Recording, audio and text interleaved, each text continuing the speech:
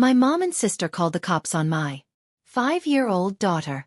I came back from a work trip a day early and found her sobbing in front of 2 officers. She was terrified, thinking the strange men were going to take her away. I didn't scream. I acted.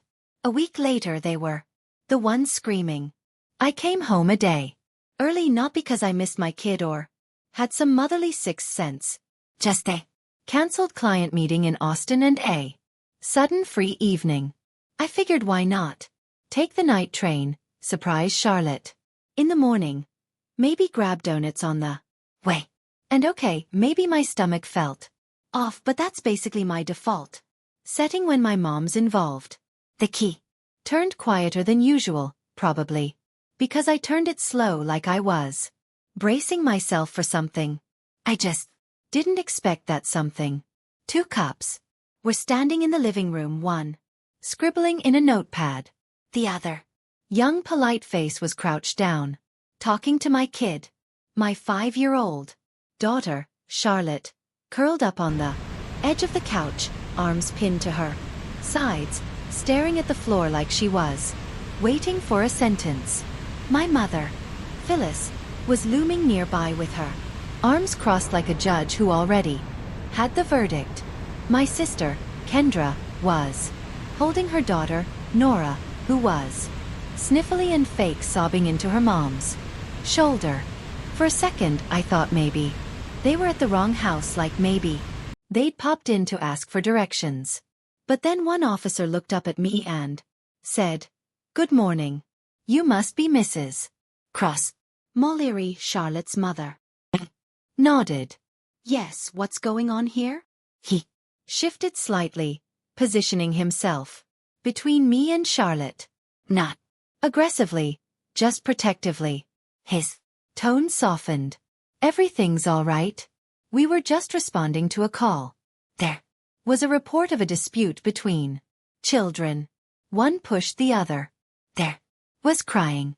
We were told you were out of town, so we've been speaking with your mother and sister." I looked straight at my mother. "You called the police on a 5-year-old. Kendra jumped in like I defended her. "She hit Nora. She fell and was crying really hard." Right.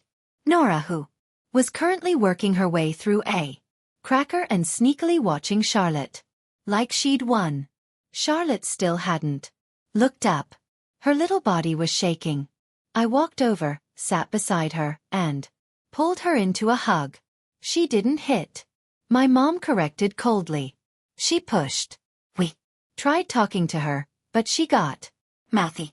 We thought maybe a quick chat with the police would help her understand this behavior isn't okay." The other officer finally spoke, raised an eyebrow. "For a 5-year-old, ma'am, we don't typically conduct behavioral chats with kids who aren't even in kindergarten yet. We came because we were required to respond. But honestly, this kind of call isn't what emergency services are for." That's when Charlotte finally looked at me and started crying. Quiet, broken crying. Not loud or dramatic, just like something inside her gave up. I hugged her tighter. She wrapped her arms around my neck and held on like I was the only solid thing left. I rubbed her back and looked up at the officer. "So, there's nothing here that warrants further action," he said gently. "We've documented statements from everyone. No signs of harm. The child shaken but calm now. We'd recommend handling situations like this privately in the future, especially." He turned to my mother. "Without calling in law enforcement unnecessarily. You're not opening a case?" Kendra asked, already defensive. "No, ma'am," he said firmly. "And let me be clear. If this kind of report happens again, it could be considered misuse of emergency services. We have real emergencies. Don't waste our time." Then he looked at Charlotte and surprisingly smiled. "You're okay, Charlotte. No one's taking you anywhere. You can go back to playing now." "Oh, right. Just remember, sometimes other Kids want to play with the same toy, and that's okay. But pushing isn't how we solve it. It doesn't make you bad. You don't have to give up your toy if you don't want to. You just talk about it. Okay. She nodded into my shoulder. He smiled at me, then walked out with his partner. The door clicked shut and silence settled in. Well, except for Nora whining that she wanted to go to the park. Kendra was whispering something to her. Mom looked like she expected me to apologize. You've lost your damn minds, I said, calling the police on a 5-year-old. Over a toy. Not over a toy. Phyllis snapped. Over aggression. You spoil her. She thinks she can do anything she wants. Kids like that become problems in school. And grandmothers like you become stories. Therapists here for years, I shot back. What kind of adult terrifies a child? With cops? I didn't terrify her, my mom replied, arms folding tighter.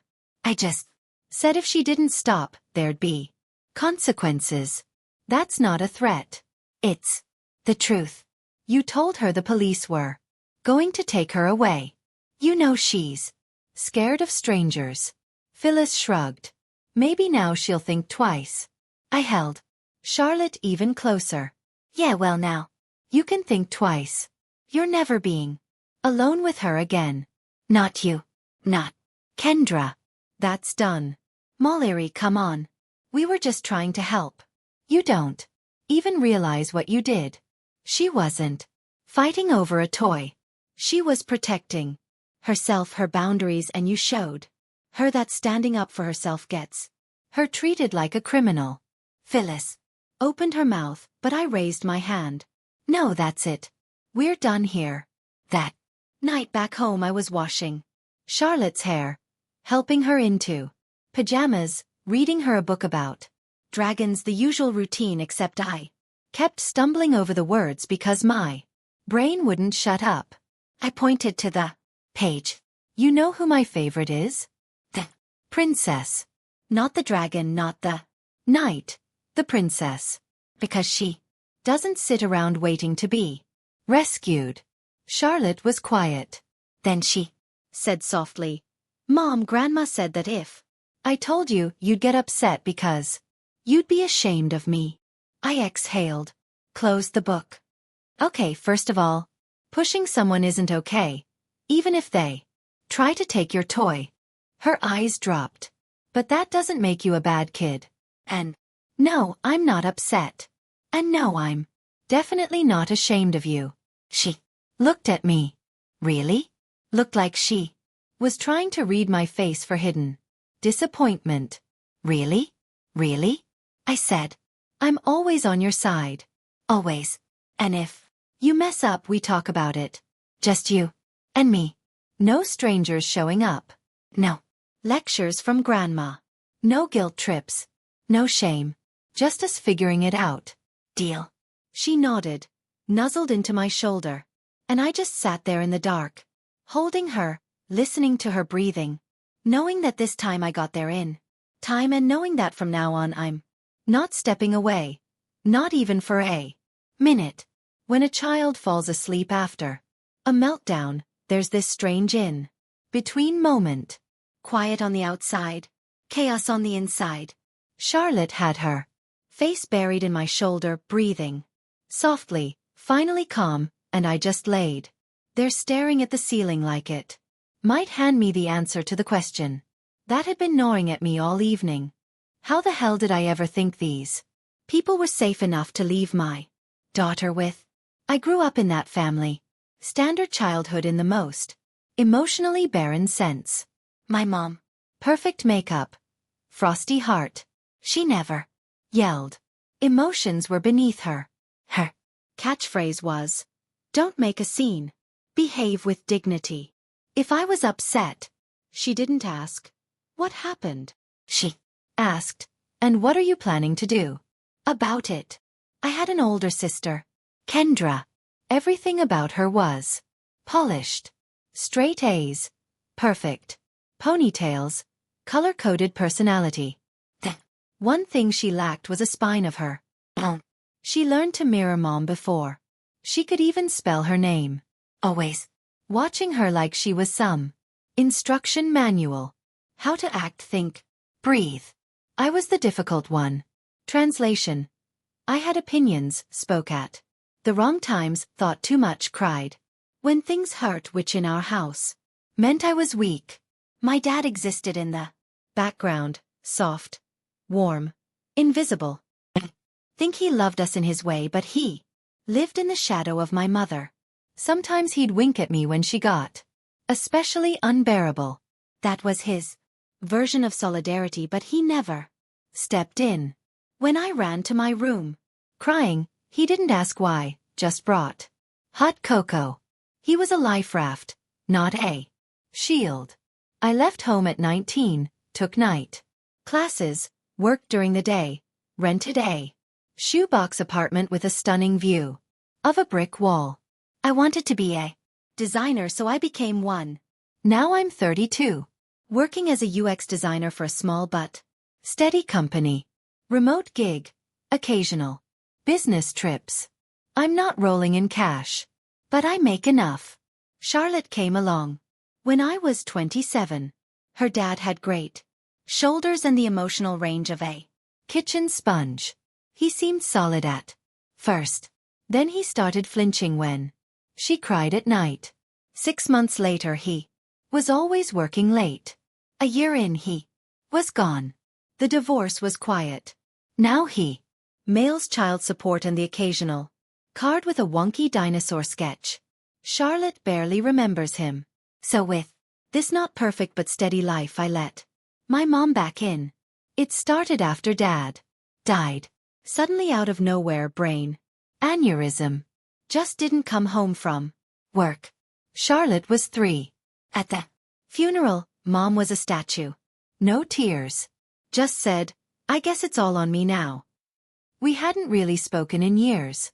A few stiff holiday calls, the occasional birthday text, but after the funeral, she started reaching out, checking in. One day, she even showed up with a supermarket rotisserie chicken. Not homemade, but still a peace offering. Thought, maybe she's changed. Maybe now, with Dad gone, she's trying to build something real. And I let myself believe it, because grief changes people, because she's still my mother. I started dropping by with Charlotte, then started leaving her there for an hour or two. When I had errands, it was quiet. Kendra lived nearby with her daughter Nora, age 4. They were often at Mom's. The girls played together, seemed fine. Kendra worked part-time as a teacher's aide at a private preschool. Barely minimum wage, plus whatever side gigs she could scrape up after hours when she could find someone to watch Nora. She bought her car the last year she was still with Nora's dad. He split, moved out of state, hasn't paid a cent in child support since. The case is frozen. No way to collect if there's no trace of his income. So Kendra leaned on Mom and Mom leaned on me. At first it was small stuff. Insurance bills, fixing the water heater. Then it turned into a monthly ritual. Can you help with this? Kendra's struggling. She's got a child. You understand? Yep. Me too. Still paid. Even started covering part of Kendra's car loan every month. Otherwise it would have been repossessed by now. Unspoken deal. I'm the one with a steady income, so it's on me because we're family. And for a while I told myself, maybe Charlotte would have it better. Maybe she'd grow up with what I never had. A warm family. Silly Christmas cards, hugs that meant something. Cousin her age, a grandma who bakes cookies. I wanted that for her. I wanted her to feel like she belonged. But now, I'm watching her sleep. And I get it. None of it was real. They never changed.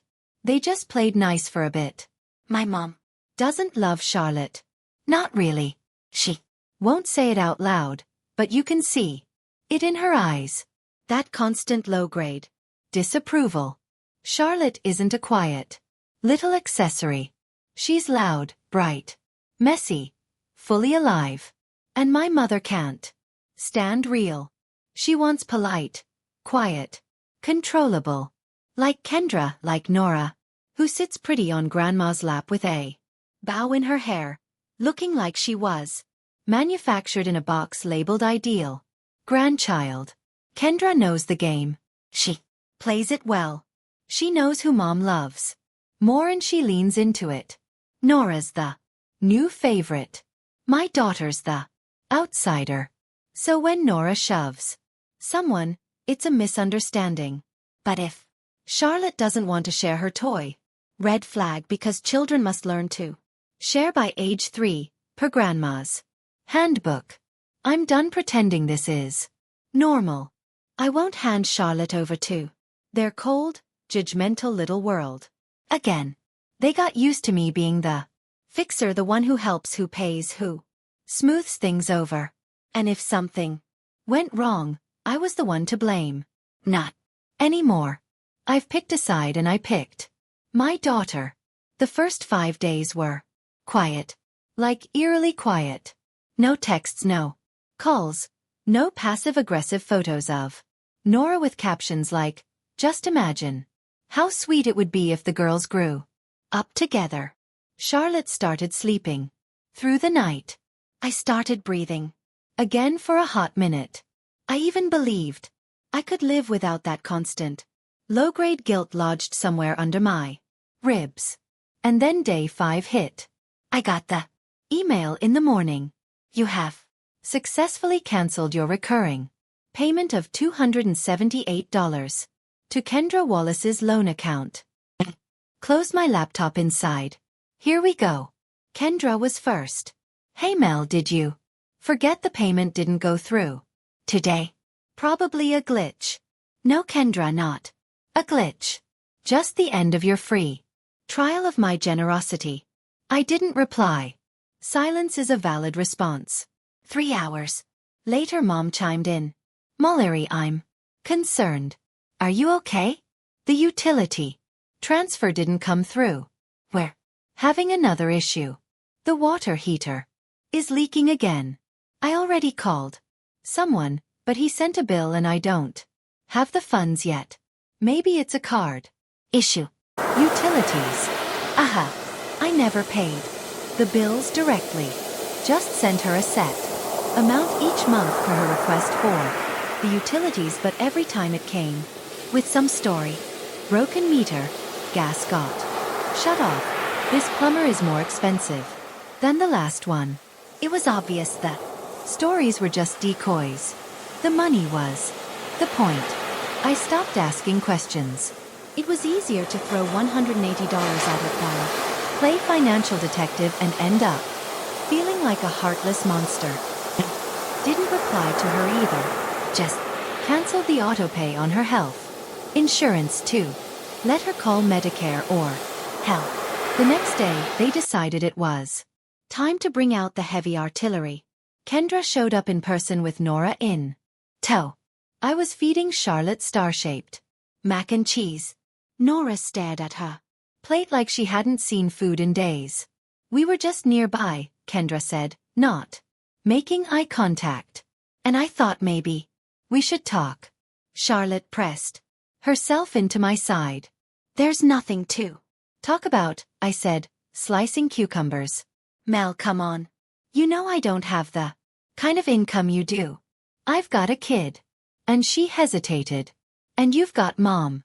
And your daughter is her chosen one. You're doing just fine." She swallowed hard. Nora started sniffling. "So, you're really not going to help anymore?" Kendra asked. "Nope. And if you're hoping to guilt me using your kid, don't." She left without saying goodbye. A few hours later Mom called. "Is this your final decision?" "Yeah." "So you're just leaving us in a difficult position?" "No, I'm just no longer sponsoring your lifestyle. You're grown women. You'll manage.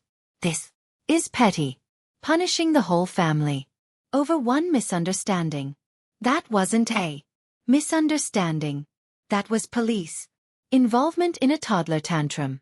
You know exactly what it was. You're exaggerating. And you're minimizing.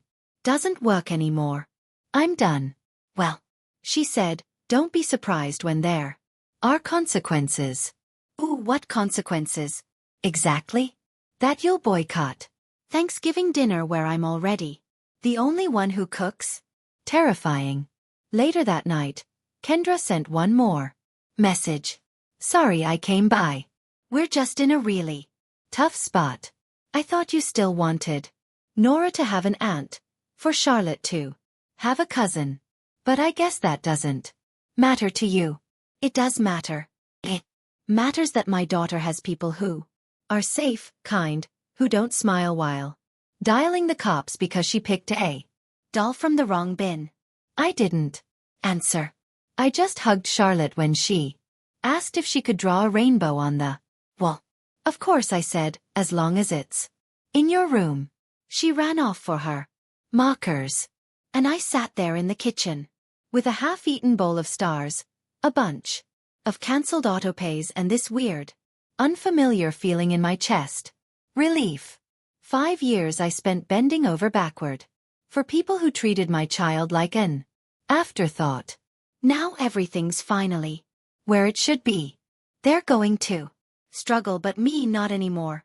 About a week after the 5th, aka the day they didn't get their money, the real fun began. I went to pick up Charlotte from preschool like I always did. 4 o'clock sharp, gummy bears in my coat pocket, her favorite kind. But this time, the usual warm smiles from the other parents were replaced with sideways glances and whispers. One of the PTA queens acted like she didn't even see me, which was funny considering she's usually glued to my side for small talk about gluten-free lunch hacks. When I stepped into the coat room, a few moms were chatting animatedly until I walked. And then, silence like someone hit mute. A couple of them, Kim with her ever-present Stanley tumbler and Leslie, the Pinterest braid queen, looked at me like I'd shown up to snatch their kids, not my own. Hey, Mollery, one of them said eventually, giving me a tight, awkward smile. Everything okay with you guys?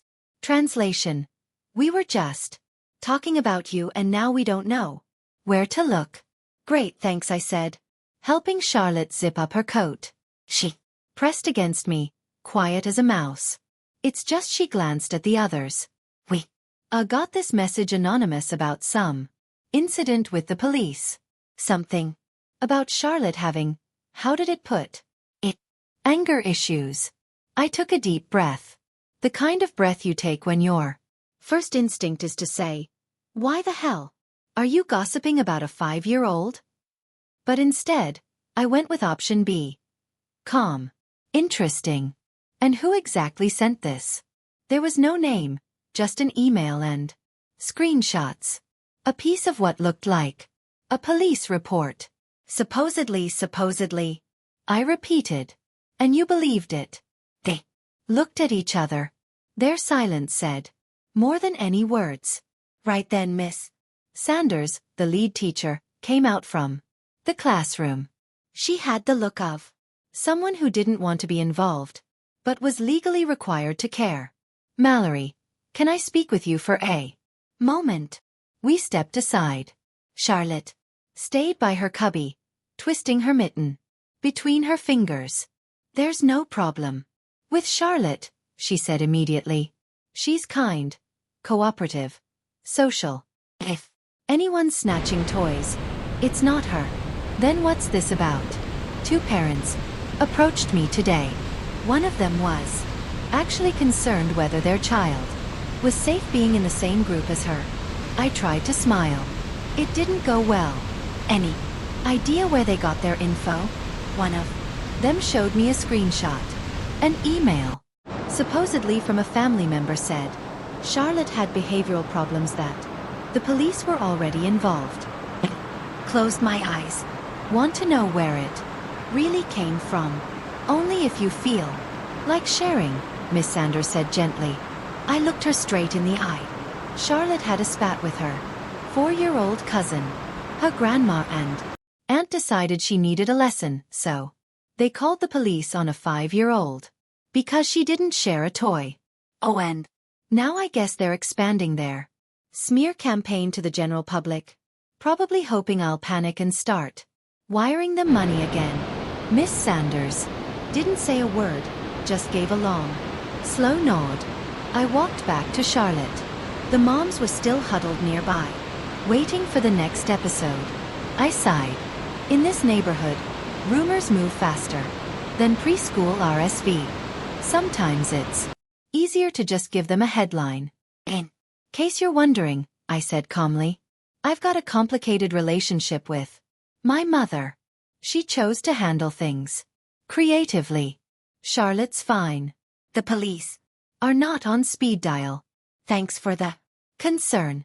They all started nodding and smiling awkwardly, murmuring, Oh God. And good to know.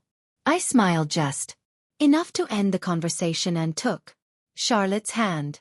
She squeezed my hand hard as we walked to the car. I wrapped my arm around her shoulders. It's okay, baby.